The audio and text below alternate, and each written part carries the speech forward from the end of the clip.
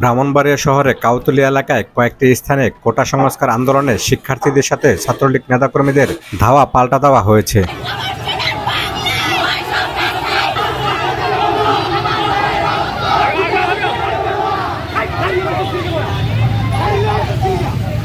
কোটা আন্দোলনকারীদের ইটপাটকেল নিক্ষেপে জেলা ছাত্রলীগের যুগ্ম সাধারণ সম্পাদক রবিন আহত হয়েছেন। কোটা সংস্কারের দাবি নিয়ে কাউতুলিয়া এলাকা থেকে একটি বিক্ষোভ মিছিল বের করেন সাধারণ শিক্ষার্থীরা। তারা কাউতুলিয়া প্রধান সড়ক হয়ে ব্রাহ্মণবাড়িয়া সরকারি কলেজের উদ্দেশ্যে মিছিল নিয়ে যাওয়ার পথে জেলা ছাত্রলীগের যুগ্ম সাধারণ সম্পাদক রবিন মিছিলটি গতিরোধ করেন।